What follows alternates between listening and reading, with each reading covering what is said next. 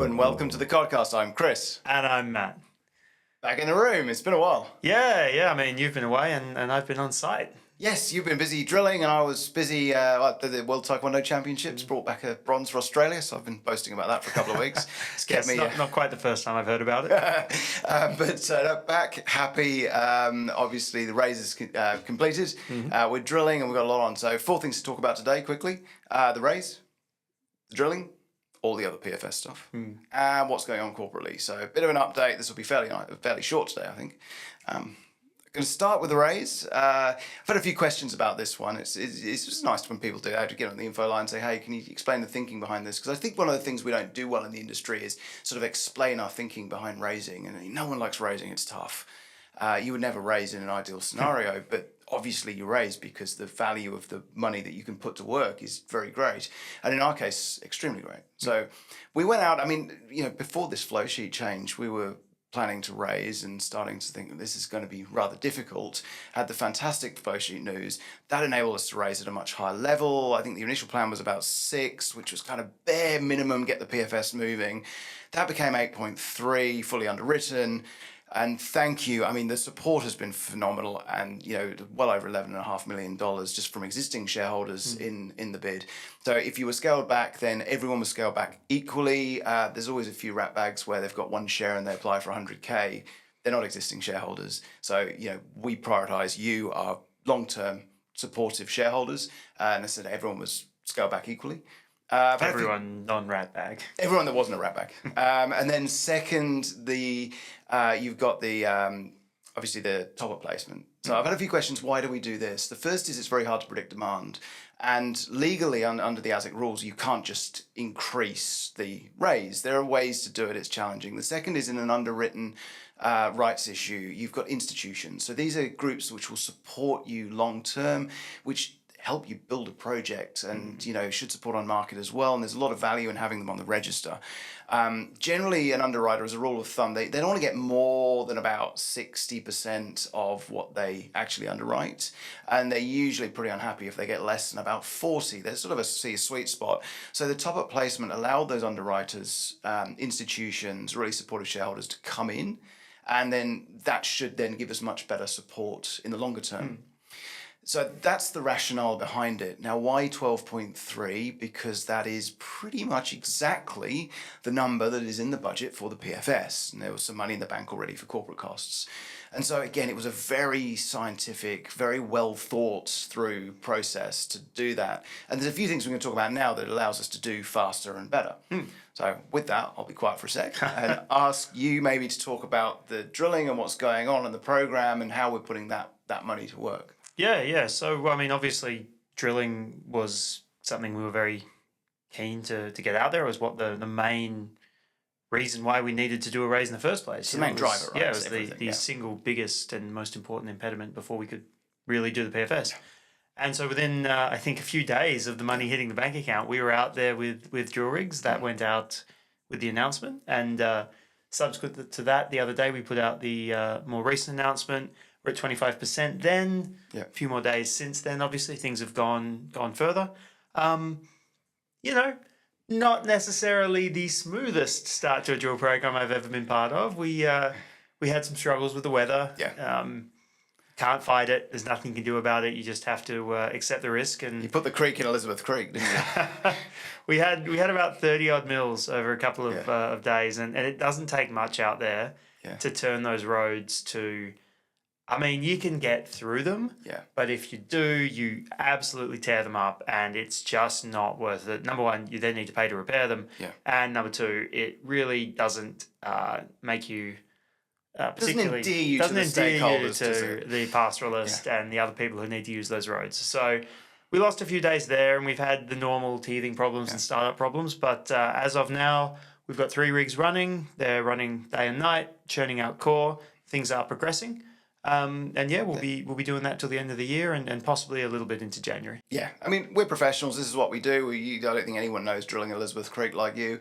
You've been a veteran of many drilling campaigns. You put the announcement out, drilling started, and for shareholders looking at this in the industry, there's an awful lot happens behind the scenes, but it's humming now, which is great, and that's exciting. So we're going to have like a behind the scenes day in the life.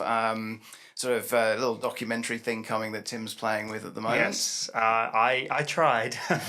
I took the cameras up and tried to do a few videos and show what we're doing, but despite these being supposedly idiot-proof, that only lasts until you find a sufficiently motivated idiot, and we did, being me. Tim, however, is much more skilled at this sort of thing than I am, and I suspect that he will do a much better job. So. Yeah, I'm not going to say anything because I hosed the first version of this recording with the audio by hitting the wrong button on the computer. So moving on to that, what else are we doing on the PFS, Matt? I mean, there's a lot going on, isn't there? The drilling is obviously the critical path. It's the most important first step, but there's a lot of stuff happening as well. Yeah. So the drilling, as you say, the most important. It gives us our geotechnical data, which is going to underpin our mining study. It gives us our sample, which is going to underpin all of our metallurgical work and eventually piloting and engineering, plant design, all that sort of thing. But alongside and in advance of that, there's a lot of other things that need to happen. Big one at the moment, we're working on getting our government approvals through for our hydrogeological drilling. We've got to confirm availability of water and start getting our baseline for our environmental approvals. Yes, it sounds boring, water drilling, but it's the first question people want to ask. Now, we have pretty good confidence that we've got no water issues, but there's a difference between confidence and empiric evidence.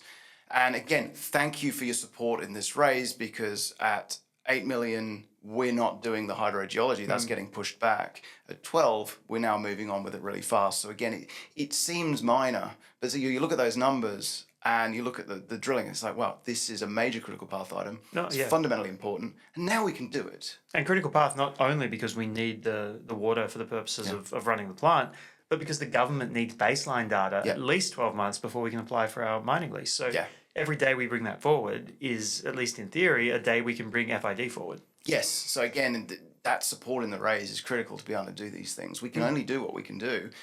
We've got the plan to do it now. We've got the money to do it. So now we can do it. Absolutely. What else you got? So also on the hydro front, we've got a groundwater dependent ecosystem survey that we're really hoping to kick off this year.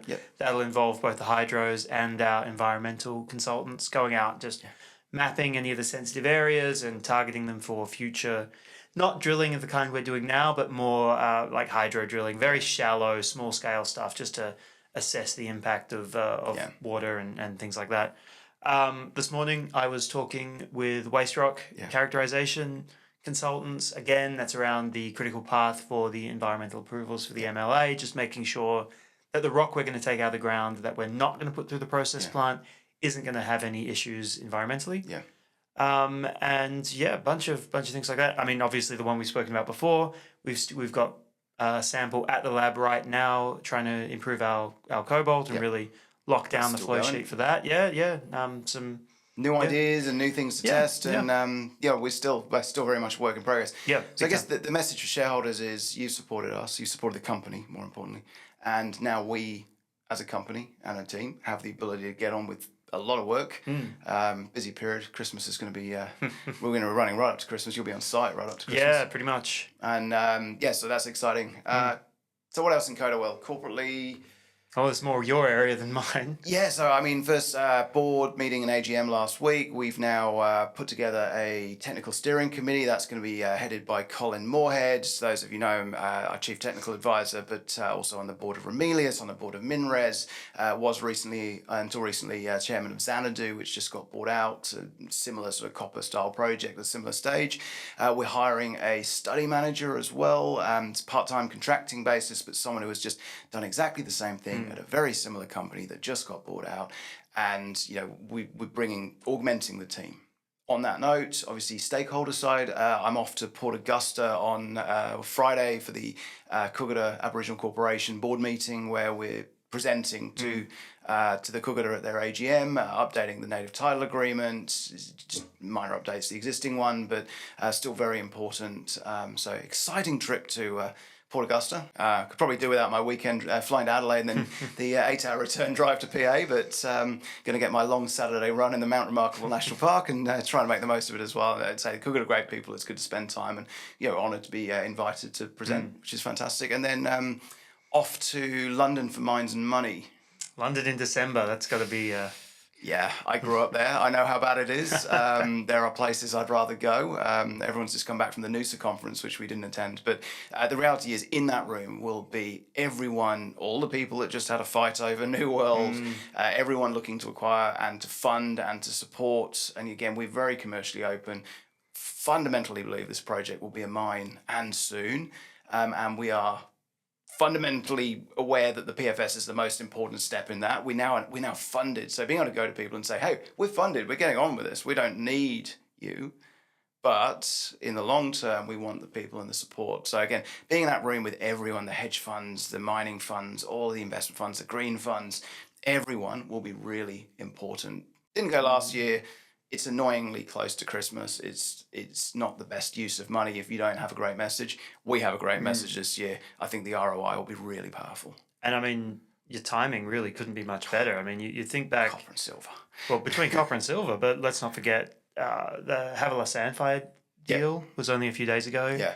I'm pretty sure Rex wasn't purchased last time you were there. I think so. Certainly New World wasn't. The South Australian and broader copper projects seem to be dropping like flies. So and we're one of the earlier stage ones. You know, how long has Havilah been around? I remember going up there for a site visit in 2009. That was a while ago. I still had hair, but the it's been a while, and so Coda's a pretty new kid on the block in many ways. But everyone's dropping like flies, and we're moving faster, in comparable terms than anyone. And a lot of that's credit to our wonderful shareholders who are supporting us through things like funding the PFS. So, exciting times ahead. Probably won't enjoy the weather. The country of my birth, but definitely not my country. But no, very exciting. And lots going on. We'll be back with hopefully the Day in the Life special. Which will be good for any shareholders who aren't necessarily in the industry or who don't really understand what it takes to go from we've started drilling to here are our drilling results ASX announcement. Yes, and I expect we'll do our next CodCast when you're back from your next site visit just before your birthday. So, thank you very much. As always, questions at info@codaminerals.com. And hopefully we'll just transparent and open today. We've talked about a lot of things, a lot of what we're doing. Refer to announcements as always, and we look forward to updating you again soon. Thank you. We managed to do it fairly quickly for a change. I think this has been quicker than usual, so that's good. Thank you. All right, thanks.